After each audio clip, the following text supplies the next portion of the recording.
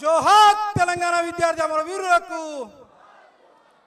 ఉద్యమకారుల ఆత్మగౌరవ సభ అంటే ఈ యొక్క కార్యక్రమానికి విచ్చేసినటువంటి మన ఉద్యమకారుల కుటుంబ సభ్యులందరూ కూడా నా యొక్క ఉద్యమాభివందనాలు తెలియజేసుకుంటున్నా.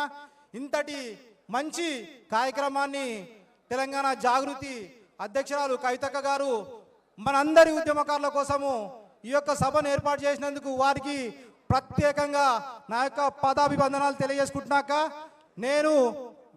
నా పేరు శీలం వీరేందర్. నేను 2001 నుండి పార్టీలో జాయిన్ అయిన. ఆనాడు మేడ్చల్ నియోజకవర్గం సురేందర్ రెడ్డి గారి ఆధ్వర్యంలో నేను మొట్టమొదటి అడుగు టీఆర్ఎస్లో జాయిన్ అయిన తర్వాత కేసీఆర్ గారు ఏదైతే పిలిపించారో ప్రతి ఒక్క పిలుపులో పార్టిసిపేట్ చేసి నా యొక్క ఉద్యమంలో కంటిన్యూ తిరిగినాను. 2008లో మా యొక్క కుత్బుల్లాపూర్ నియోజకవర్గం నుండి భారీ ఎత్తున మేము బస్సులు ధ్వంసం అదేవిధంగా ధర్నాలో పార్టిసిపేట్ చేసినందుకు మమ్మల్ని అందరినీ కూడా జైల్లో తీసుకుపోయి 3 రోజులు ఉంచడం జరిగింది. ముందు వరుసలో మా వాళ్ళంతా కూడా ఉద్యమకారులు ఆ రోజు నాతో పాటు జైలుకి వచ్చిన వాళ్ళందరూ కూడా ఉన్నారక. ప్రతి ఒక్కరు కూడా ఆ రోజు ఫస్ట్ తెలంగాణ భవన్లో మమ్మల్ని అందరినీ కూడా పిలిచి అప్రిషియేట్ చేయడం జరిగింది. అదేవిధంగా 2013లో నాకు ఆర్టీసీలో జాబ్ వచ్చింది. జాబ్ను కూడా రిజైన్ చేసేసేసి నేను ఆ సకల జన సమ్మెలో భాగంగా రిజైన్ చేయడం జరిగింది.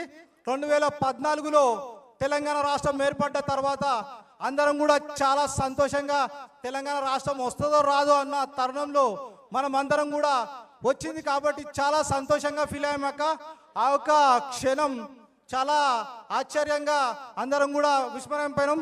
తర్వాత అక్కగారికి చిన్న అనుమతి, నాకు నా జీవితంలో ఒక చిన్న సంఘటన జరిగిందక, అది మీరు తప్పుగా అర్థం చేసుకోవద్దు.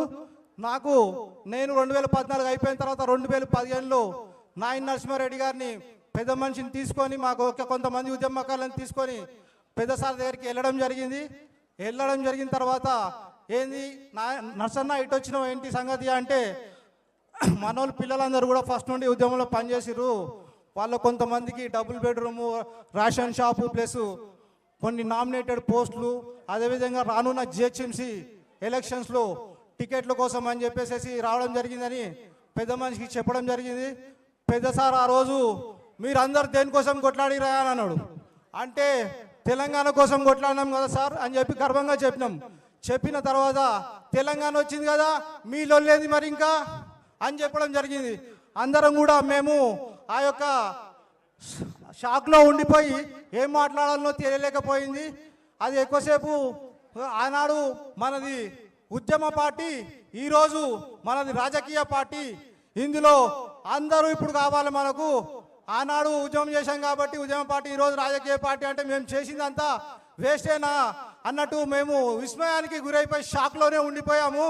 కాబట్టి బయటకు వచ్చిన తర్వాత చాలామంది చాలా రకాలుగా మాట్లాడుకున్నారక. తర్వాత ఈ యొక్క బాధ మేము ఎవరికి కూడా చెప్పుకోవాలో తెలియలేక మా లోపలనే మేమే దిగమింగుకొని ఇంట్లో చెప్పుకుంటే పరువు అవుతుంది, బయట చెప్పుకుంటే ఎన్ని రోజులు జెండా మోసిర్రు, ఇన్ని రోజులు జెండా మోసిన తర్వాత ఫస్ట్ నుండి ఉన్నారు వీళ్ళే ఇట్లా మాట్లాడుతున్నారని చెప్పి పార్టీకి చెడ్డ పేరు వస్తుందని చెప్పేసి ఎక్కడ కూడా చెప్పకుండా మా మనసులోనే పెట్టుకున్నామాక. ఈ యొక్క దాన్ని తర్వాత ఒక సందర్భంలో ప్రొఫెసర్ జయశంకర్ సార్ కలవడం జరిగింది. ఆయనతోటి మేము ఈ విధంగా చెప్పడం జరిగింది, ఇట్లా జరిగింది పెద్ద మనిషి సార్ ఇట్లా అన్నాడు, ఇది దాని సంగతి అంటే ఆయన ఒకటే మాట అన్నాడు, ఇప్పుడు కేసీఆర్ ప్రభుత్వం నడుస్తుంది, 10 సంవత్సరాల తర్వాత మరొక ఉద్యమం వస్తుంది, ఆ ఉద్యమంలో కేసీఆర్ కొట్టుకుపోతాడు అని చెప్పడం జరిగింది. ఆ ఉద్యమము కవితక్క రూపంలో వస్తుందని చెప్పి మేమందరం కూడా ఆశిస్తున్నాం అక్క. మీరందరూ ఉద్యమకారులు ఎక్కడైతే ఎంతమంది ఉన్నారో వాళ్ళందరూ కూడా మీ వైపే చూస్తున్నారు. మీరు ఏదో ఒకటి చేస్తారు, ఏదో సాధిస్తారు, ఏదో ఉద్యమకారులకు న్యాయం చేస్తారు అనే ఉద్దేశంతో ప్రతి ఒక్కరు కూడా వేల కళ్ళతో చూస్తున్నారక్క. కావున వాళ్ళ ఆశలను కూడా మీరు ఎక్కడ కూడా తగ్గించకుండా మీరు ఫ్యూచర్లో రానున్న కాలంలో ఉద్యమకారులకు కావలసినటువంటి సదుపాయాలన్నీ కూడా ఇప్పిస్తారని చెప్పేసి ప్రత్యేకంగా కోరుకుంటున్నాక, ఈ యొక్క అవకాశం నాకు ఇచ్చినటువంటి పెద్దలకు అదేవిధంగా వేదిక మీద ఉన్నటువంటి పెద్దలందరూ కూడా నా యొక్క ఉద్యమాభివందనాలు తెలియజేసుకుంటూ జై తెలంగాణ, జై తెలంగాణ, జోహార్ తెలంగాణ మన రైతులకు. థ్యాంక్ యూ అక్క, thank you. Thank you brother. ఇప్పుడు నిజామాబాద్ నుంచి వచ్చినటువంటి సుధం లక్ష్మి గారిని మాట్లాడవలసిందిగా కోరుతున్నాం. కొంచెం సమయపాలన పాటించవలసిందిగా విజ్ఞప్తి. మరి ఈరోజు తెలంగాణ ఉద్యమకారులకు మరి పెట్టడం చాలా సంతోషకరమైన విషయం అక్క. మరి ఎప్పటి నుంచో ఇందాక మిత్రులు అందరూ చాలా చెప్పారు. ఈరోజు ఈ సభను ఉద్దేశించి మరి ఈ అవకాశం ఇచ్చినందుకు పెద్దలు అక్కగారికి నమస్కారాలు తెలుపుతున్నాను.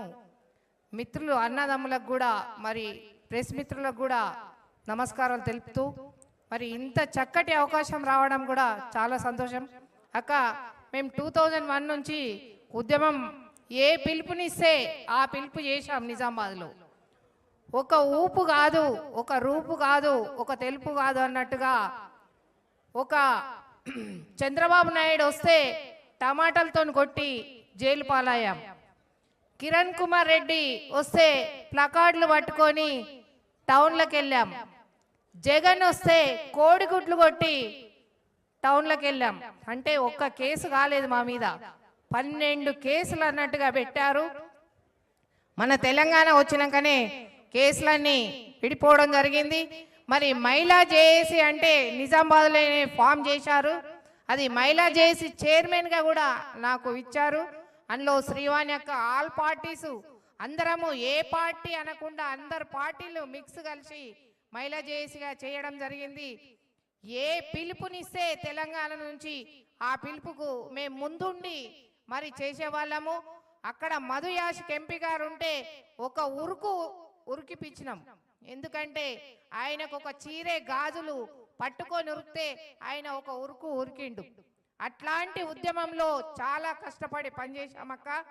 మీ వెంట మేమున్నాము. మీరిప్పుడు ఎక్కడ పిలుపునిచ్చినా కానీ అక్కడ చేయడానికి ముందుంటాము.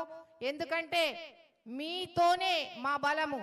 ఎప్పుడు అయినా కానీ తెలంగాణలో పెద్దసారిచ్చిన పిలుపైతేంది, ఇప్పుడు మీరిచ్చే పిలిపే మాకు ముందు పిలుపని మేము అనుకుంటున్నామక్క.